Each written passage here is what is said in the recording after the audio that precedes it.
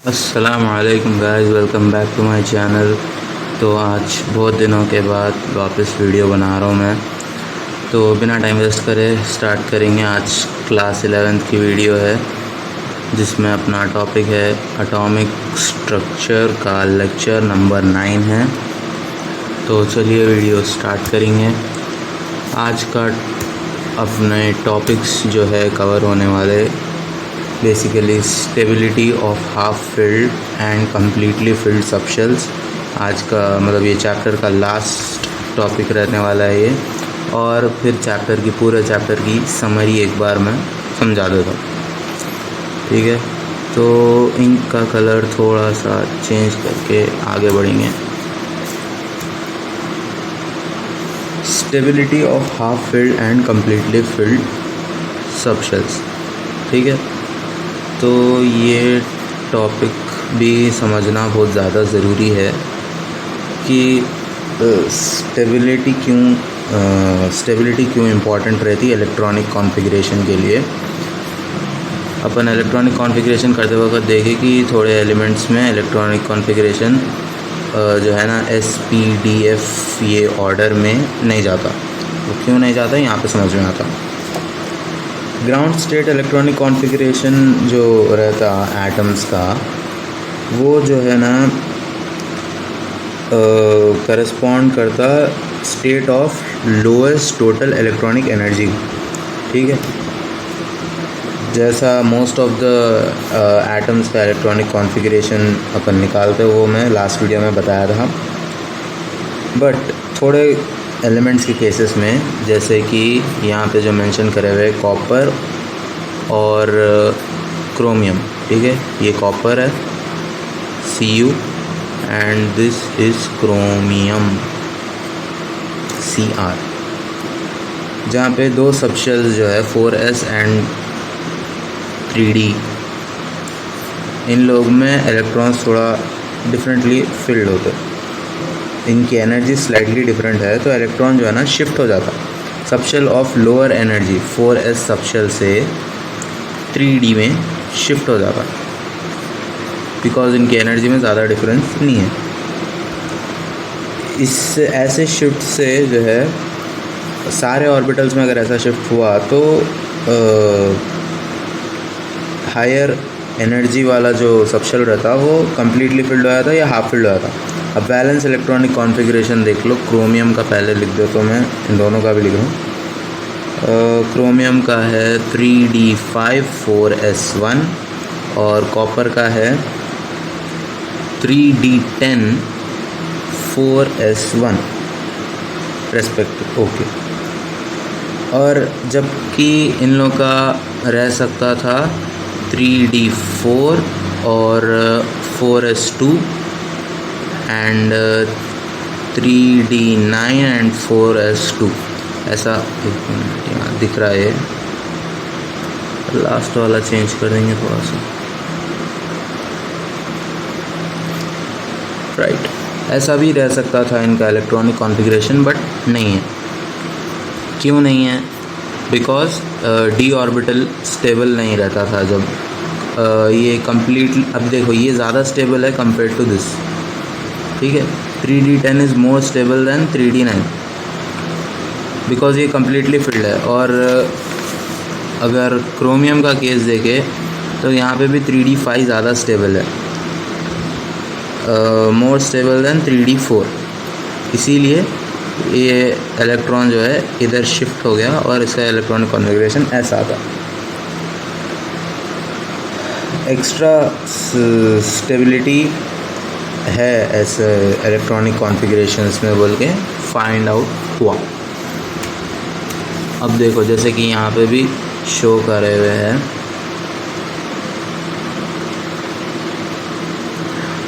Completely field और half filled जो subshells रहते ये दो रीजंस से स्टेबल रहते।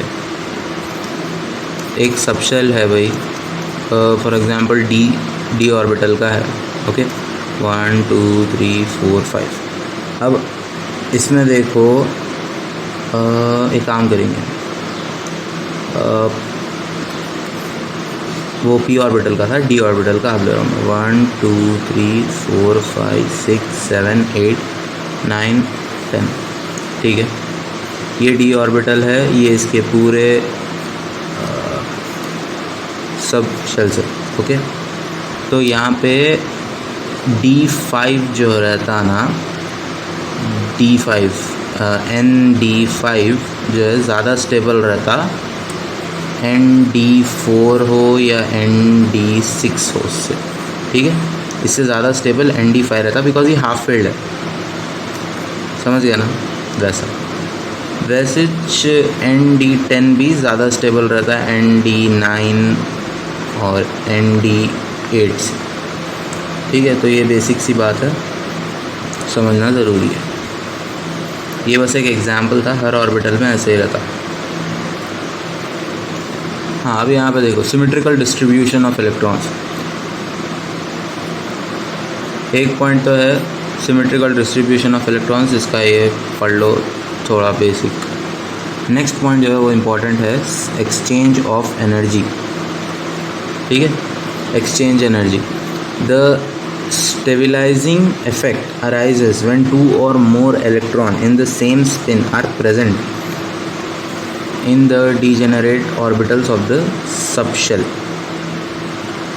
These electrons tend to change their position and energy released due to the exchange is called exchange energy.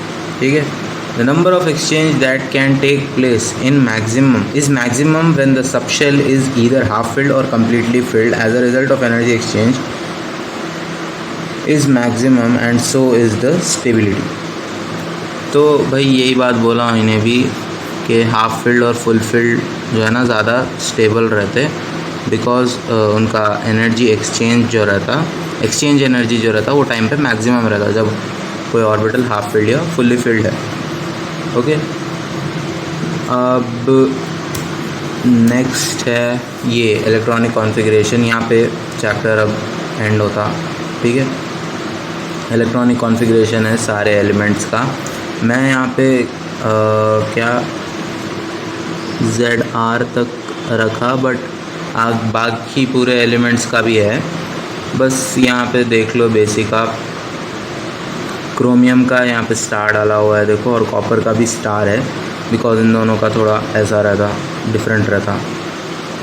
ठीक है, पहले D ऑर्बिटल फिल होता फिर S ऑर्बिटल पे जाते, बट पहले के एलिमेंट्स में ऐसा नहीं होता, पहले S ऑर्बिटल फिल हो जाता है। यहाँ पे इसमें भी पहले के एलिमेंट्स में S ऑर्बिटल के फिल हो गए थे, 4s ऑर्बिटल के, फिर D ऑर्बिटल के हो रहे थे, तो यहाँ पे वो डिफ़र हो जाता, केस डिफरेंट हुआ। ठीक है, तो ये थोड़ा देख लिया तो अपने को आइडिया हो जाता। नेक्स्ट अब समरी पे बात करेंगे।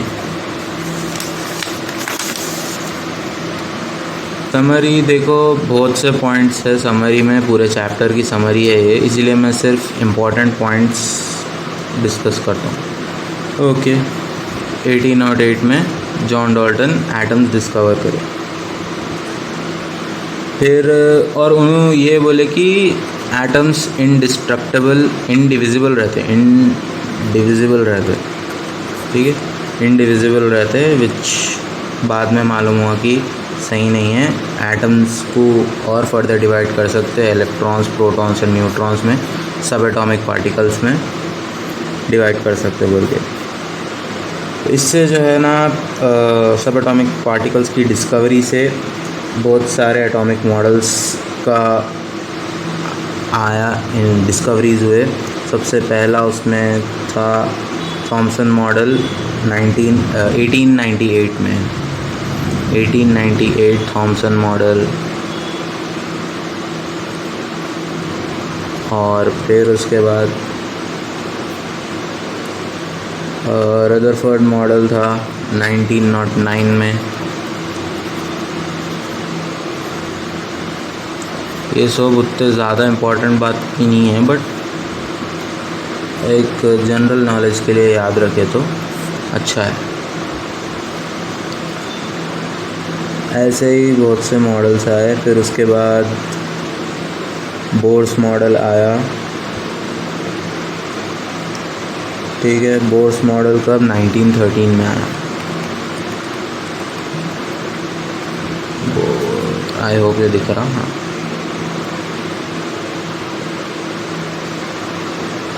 फिर उसके बाद हाइंसबर्ग अनसर्टेनिटी प्रिंसिपल ले आया, जिसके अकॉर्डिंग बोले कि कोई भी इलेक्ट्रॉन, मूविंग इलेक्ट्रॉन का मोमेंटम और स्पीड, पोजीशन एक साथ डिटरमाइन नहीं कर सकते बोल के।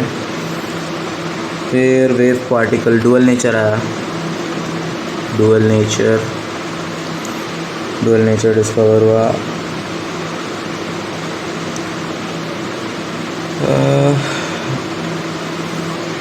D Broly wave equation,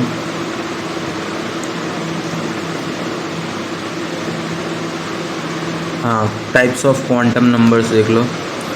quantum numbers जो रहते वो 4 टाइप्स के रहते। Principal quantum number, azimuthal quantum number, magnetic quantum number और अपना स्पिन क्वांटम नंबर।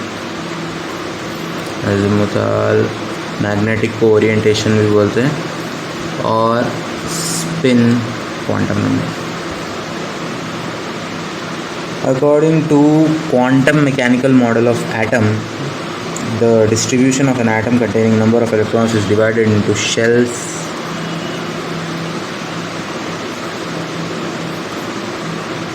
ठीक है, ऑर्बिट्स को शेल्स भी बोलते हैं ना, तो वैसा ये शेल्स में जो है ना 1 और मोर सब शेल्स रहते, और ये सब शेल्स में 1 और मोर ऑर्बिटल्स रहते जो इलेक्ट्रॉन्स को ऑक्यूपाई करते। ठीक है, shells consists of subshells consists of orbitals consists of electrons। ये एक बार याद रखिए तो बहुत आसानी होती बाद में बहुत सी चीज़ें समझने के लिए। ठीक है, ये बहुत इम्पोर्टेंट है। Alright, next. तो यहाँ पे बहुत से बातें लिखे हुए हैं, मैं अभी सारे तो नहीं पढ़ सकता। Pauli's exclusion principle, no 2 electrons in an atom can have the same set of 4 quantum numbers। Pauli's principle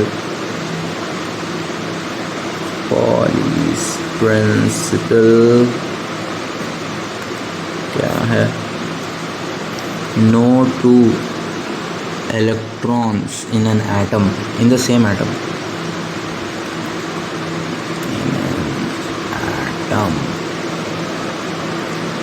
can have same set of 4 quantum numbers, can have same set of 4 quantum numbers। okay, here Hund's rule, a pairing of electron in the orbital belonging to the same subshell does not take place until each orbital belonging to that subshell has got 1 electron each, that is singly occupied। Orbitals में electron की pairing जो है ना same subshell में तब तक नहीं होती जब तक हर एक ऑर्बिटल में कम से कम 1 इलेक्ट्रॉन रहना, तो पेयरिंग हो सकती। इसी के वो था, क्या था, हंड्स रूल था। ठीक है, हंड्स रूल वो तो बेसिक में एक्सप्लेन कर दिया मैं, उसका डेफिनेशन भी नहीं लिखता। अब हो गया यहाँ पे चैप्टर ख़त्म। और ये देखो मैं यहाँ पे प्रॉब्लम्स लिखा, ये तो फर्स्ट प्रॉब्लम है खैर एक्सरसाइज का। ठीक है, ये आप लोग सॉल्व करके इसका आंसर मेरे को कमेंट कर दो। ठीक है, नीचे कमेंट कर दो, और इसके बाकी के सारे क्वेश्चंस भी सॉल्व करो। एक्सरसाइज क्वेश्चंस है ये, बहुत इम्पॉर्टेंट रहते। सॉल्व करना इजी भी है इन लोगों को, सॉल्व करना उतने हार्ड भी नहीं है, पूरे चैप्टर में से। अगर आंसर नहीं आया तो देख लो बुक में से। ठीक है, चलो फिर गाइस यहाँ पे वीडियो ख़त्म। Thank you very much for watching, bye bye.